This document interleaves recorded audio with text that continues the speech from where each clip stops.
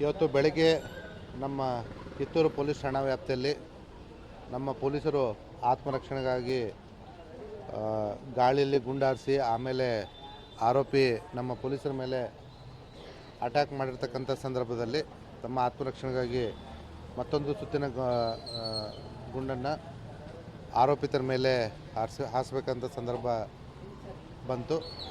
ಹಾಗಾಗಿ ಆರೋಪಿಯನ್ನು ಹಿಡಿಬೇಕಾದಂಥ ಸಂದರ್ಭದಲ್ಲಿ ಆರೋಪಿತ ನಮ್ಮ ಕಾನ್ಸ್ಟೇಬಲ್ ದಫೇದಾರ್ ಹಾಗೂ ಇನ್ನಿತರ ಸಿಬ್ಬಂದಿಗಳು ಅದೃಶ್ಯಪ್ಪ, ನಿಂಗರಾಜು ಮತ್ತು ನಮ್ಮ PSI ಪ್ರವೀಣ್ ಗಂಗೋಳು ಮತ್ತು ಅವ್ರ ಜೊತೆದಂಥ ಇನ್ನೊಬ್ಬ PSI ರೀತಿ ಇವ್ರ ಮೇಲೆ ಅಟ್ಯಾಕ್ ಮಾಡ್ತಿರ್ಬೇಕಾದ್ರೆ ನಮ್ಮ ಪೊಲೀಸರು ಆತ್ಮರಕ್ಷಣೆಗಾಗಿ ಅವನ ಮೇಲೆ ಗುಂಡಿನ ದಾಳಿಯನ್ನು ಮಾಡಿ ಅವನ್ನ ವಶಕ್ಕೆ ಪಡೆದುಕೊಂಡಿದ್ದಾರೆ.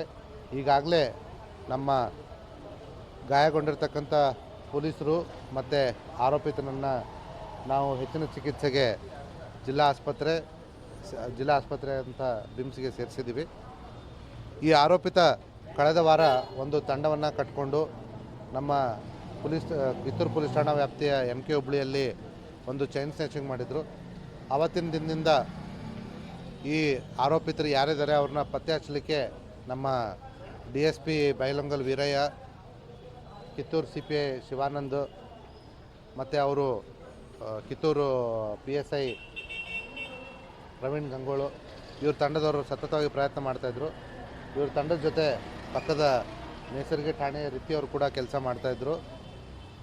ಇವತ್ತಿನ ದಿವಸ ನಮ್ಮ ಪೊಲೀಸರು ಬೆಳಗ್ಗೆ ನೈಟ್ ರೌಂಡ್ ಮುಗಿಸ್ಕೊಂಡು ಮನೆಗೆ ಹೋಗ್ತಕ್ಕಂಥ ಸಂದರ್ಭದಲ್ಲಿ ಇವನು ಅನುಮಾನಾಸ್ಪದವಾಗಿ ಆ ಕಡೆ ಓಡಾಡ್ತಾ ಇರಬೇಕಾದ್ರೆ ಅವನ್ನ ತಡೀಲಿಕ್ಕೆ ಹೋದಾಗ ಇವನು ತನ್ನ ಪಲ್ಸರ್ ಗಾಡಿ ಮೇಲಿದ್ದ.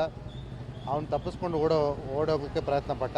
ಆ ಸಂದರ್ಭದಲ್ಲಿ ನಮ್ಮ ಪೊಲೀಸರು ಬೆನ್ನಟ್ಟಿ ಅವನಿಗೆ ತಡೆಬಟ್ಟಿ ಅವನ್ನ ವಶಕ್ಕೆ ಪಡೆದುಕೊಳ್ಳಲಿಕ್ಕೆ ಪ್ರಯತ್ನ ಮಾಡಿದಾಗ ಆರೋಪಿತ ನಮ್ಮ ಪೊಲೀಸರ ಮೇಲೆ ಮಾರಕಾಸ್ತ್ರಗಳಿಂದ ಹಲ್ಲೆ ಮಾಡ್ತಾನೆ.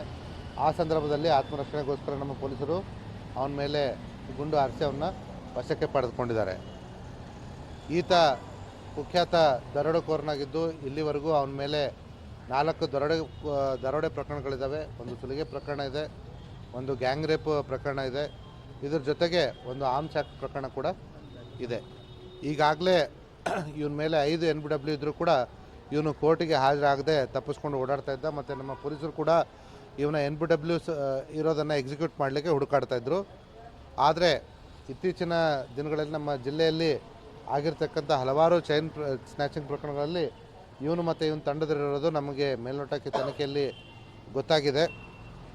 ಮುಂದಿನ ದಿನಗಳಲ್ಲಿ ಈ ತಂಡದ ಎಲ್ಲ ಸದಸ್ಯರ ಮೇಲೆ ನಾವು ಕಾನೂನು ಪ್ರಕಾರ ಕ್ರಮವನ್ನು ಕೈಗೊಳ್ತೀವಿ.